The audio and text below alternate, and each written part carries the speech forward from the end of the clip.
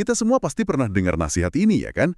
Harus efisien, bikin rencana 5 tahun, kejar karir yang jalurnya lurus.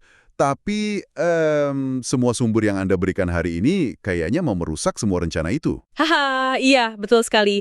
Idenya sederhana tapi radikal. Gimana kalau persiapan terbaik untuk sukses justru datang dari hal-hal yang kelihatannya paling nggak efisien? Tepat.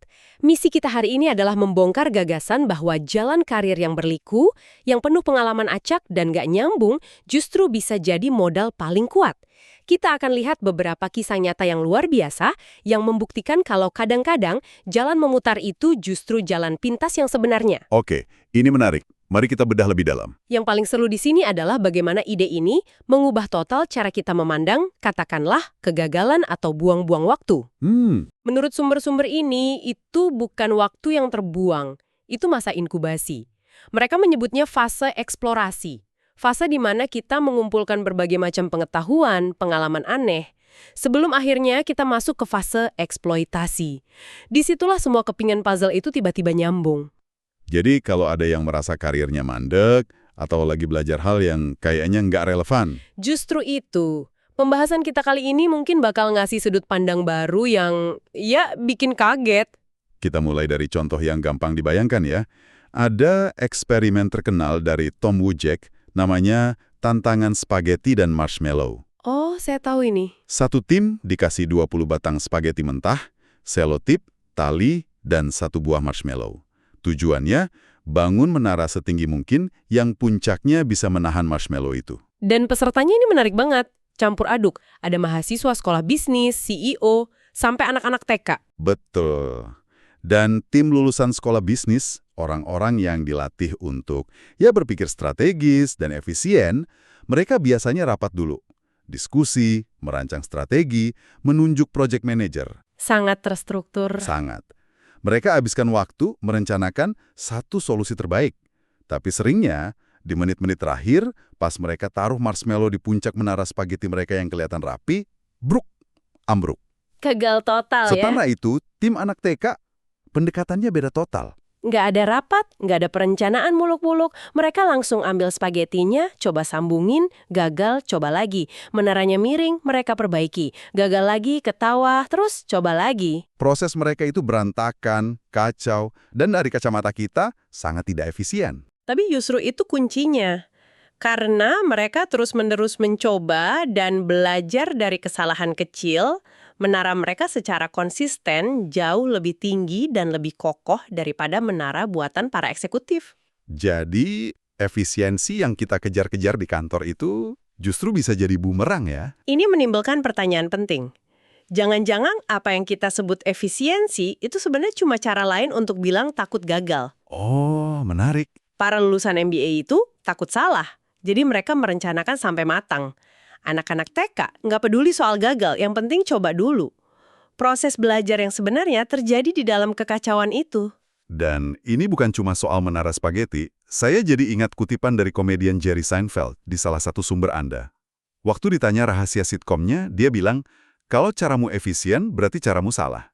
Cara yang benar itu cara yang sulit. Persis. Dicerita kalau dia secara pribadi memeriksa setiap kata dalam naskah, setiap pengambilan gambar, proses yang super nggak efisien, tapi hasilnya keunggulan. Karena efisiensi seringkali artinya mencari jalan pintas.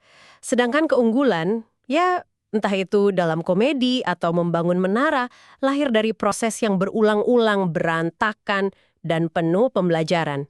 Haha, bener juga. Nah, itu nyambung banget ke ide berikutnya dari sumber Anda. Soal karir yang justru diuntungkan dari jalan yang berliku. Mari kita lihat kisah John Paulson, salah satu trader Wall Street paling sukses. Sebelum dia jadi legenda, hidupnya itu benar-benar nggak jelas arahnya.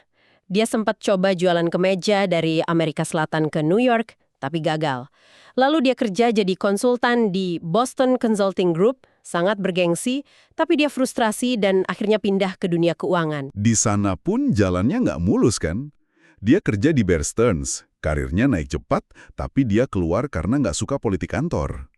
Pindah lagi ke firma yang lebih kecil, nggak lama juga. Bahkan sempat ambil cuti panjang cuma untuk bersenang-senang. Bayangkan perasaan dia waktu itu.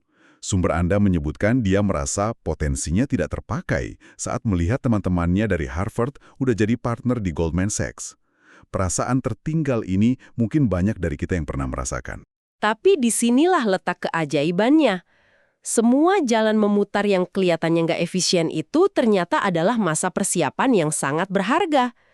Kalau saja dia ikut jalur korporat yang lurus, dia nggak akan pernah dapat pengalaman yang begitu beragam. Dia belajar bisnis retail dari usaha kemejanya. Belajar analisis industri dari pekerjaannya sebagai konsultan, dan belajar tentang pasar dari berbagai sudut pandang di firma-firma yang berbeda. Jadi semua pengalaman acak itu ternyata jadi kepingan puzzle. Tepat ketika krisis besar datang di tahun 2007 yang disebut subprime mortgage. Tunggu sebentar. Mungkin nggak semua pendengar kita familiar. Subprime mortgage itu apa ya secara sederhana? Secara sederhana, itu adalah momen ketika pasar perumahan di Amerika ambruk total karena bank terlalu mudah memberikan pinjaman ke orang yang sebenarnya nggak mampu bayar. Oke. Akibatnya, banyak investor pintar dan bank besar yang rugi miliaran dolar. Tapi John Paulson, dengan semua pengalamannya yang aneh itu, bisa melihat keretakan dalam sistem yang tidak dilihat orang lain. Dia bertaruh melawan pasar perumahan dan untung sekitar 4 miliar dolar dalam setahun. Luar biasa. Persiapan tidak efisiennya selama bertahun-tahun membuatnya siap. Betul. Dan pola yang sama juga kelihatan di dunia yang beda banget. Makanan cepat saji. Kita semua tahu McDonald's, tapi mungkin nggak banyak yang tahu kisah Ray Kroc. Sumber-sumber ini menggambarkannya bukan sebagai pendiri, tapi sebagai seniman eksperimental. Benar. Karirnya sebelum McDonald's itu serangkaian pekerjaan yang sama sekali nggak nyambung. Dia sempat putus sekolah jadi sopir ambulans di Perang Dunia I. Bareng Walt Disney kan? Iya, bareng Walt Disney. Setelah itu dia jadi pianis di bar, jualan gelas kertas, lalu akhirnya jualan mesin pembuat milkshake. Dan pekerjaan jualan mesin milkshake ini yang mengubah segalanya. Selama belasan tahun, dia keliling Amerika, masuk ke ribuan dapur restoran. Tanpa dia sadari, dia sedang melakukan riset pasar paling mendalam yang pernah ada. Oh, jadi ini bukan soal keberuntungan semata ya? Bukan. Dia jadi ahli soal operasional restoran, tata letak dapur, apa yang bikin kedai makan laku atau bangkrut. Dia nggak sadar nyicil ilmunya selama bertahun-tahun. Dia nggak punya rencana besar untuk bangun kerajaan makanan cepat saja. Sama sekali. Dia cuma mengikuti peluang, mengasah bakatnya menjual, dan tanpa sengaja mengumpulkan pengetahuan super spesifik. Sumber ini menyebutnya mempersiapkan diri untuk keberuntungan. Jadi ketika dia akhirnya bertemu McDonald bersaudara dan melihat sistem dapur mereka yang revolusioner, semua pengalamannya langsung klik. Dia tahu, inilah masa depan. kisah Paulson dan Troxian ini menunjukkan kalau kadang jalan yang paling nggak langsung justru membawa kita ke tujuan yang paling tepat.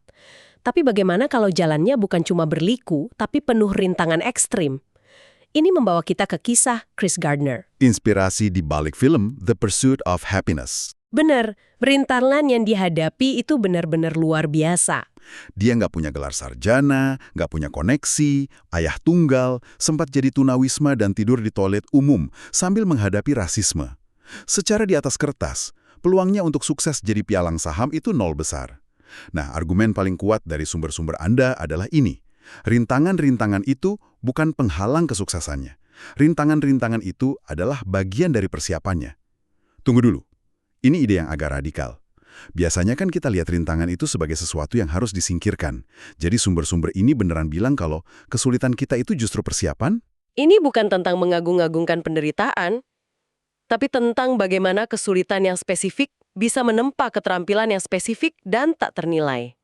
Mari kita bedah. Oke. Sebelum masuk ke dunia keuangan, Gardner pernah kerja di laboratorium medis. Di sana, dia harus berhadapan dengan mahasiswa kedokteran kulit putih yang meremehkannya. Pengalaman pahit itu, menurut sumber ini, justru mengajarkannya cara mengelola orang dan melihat bakat sejati bukan cuma dari ijazahnya. Pelajaran ini jadi modal utamanya saat dia membangun perusahaannya sendiri. Masuk akal. Lalu, bagaimana dengan statusnya sebagai tunawisma? Bayangkan, setiap hari dia harus berjuang cari tempat tidur untuk dia dan anaknya. Setelah melalui perjuangan hidup dan mati seperti itu setiap malam, tugas sebagai pialang magang yang hanya disuruh menelpon 200 orang asing setiap hari, Terasa seperti hal sepele. tepat.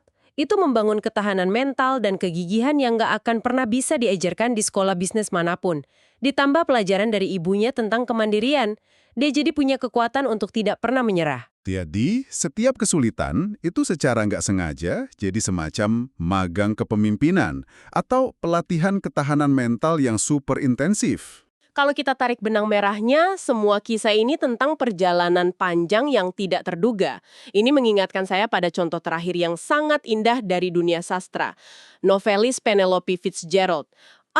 Ya, ada misteri besar dalam hidupnya kenapa dia baru menerbitkan buku pertamanya di usia 58 tahun. Padahal dia lahir dari keluarga intelektual terkemuka di Inggris.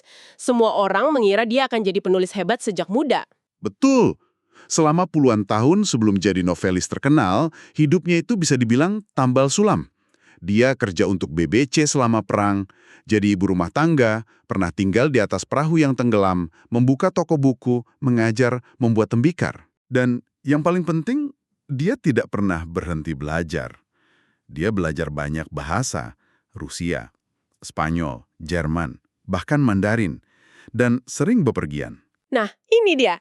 Ini benar-benar mengubah cara pandang. Jadi, menurut sumber-sumber ini, dia bukan sedang menunda karir menulisnya. Dia sedang menjalani kehidupan yang kaya, yang pada akhirnya jadi bahan bakar untuk semua novelnya. Saya nggak pernah lihat dari sudut pandang itu. Persis. Dia tidak dialihkan dari sastra. Dia justru tiba di sastra melalui jalur yang sangat kaya.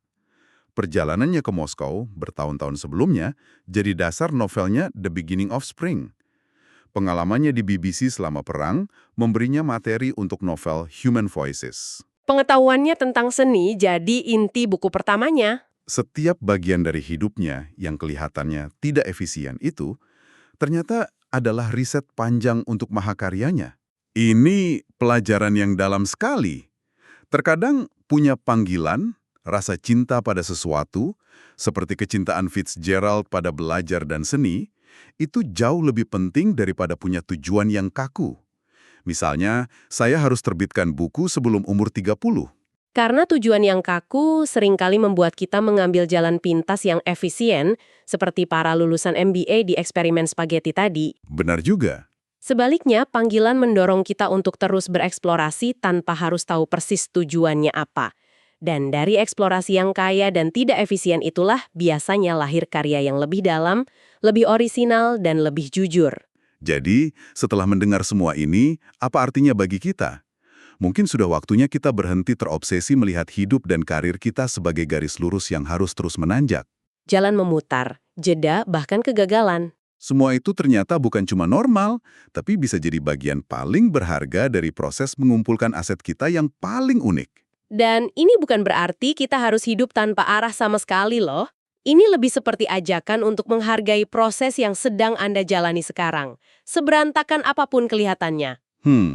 Keterampilan yang Anda pelajari di pekerjaan yang rasanya cuma batu loncatan atau kekuatan karakter yang Anda bangun dari masa sulit, semua itu adalah bagian dari persiapan Anda. Mungkin Anda sebenarnya tidak sedang tersesat. Anda hanya sedang mengambil rute yang pemandangannya lebih indah. Tepat sekali. Semua sumber ini menunjukkan bagaimana masa lalu yang kelihatannya acak mempersiapkan orang untuk masa depan yang tidak bisa mereka prediksi. Jadi, mungkin ini pertanyaan terakhir untuk Anda renungkan. Coba lihat kembali pengalaman-pengalaman tidak efisien dalam hidup Anda. Mungkin pekerjaan aneh yang pernah Anda jalani, hobi yang nggak ada hubungannya dengan karir, atau bahkan masa sulit yang berhasil Anda lewati. Kira-kira, masa depan tak terduga apa yang sedang mereka persiapkan untuk Anda?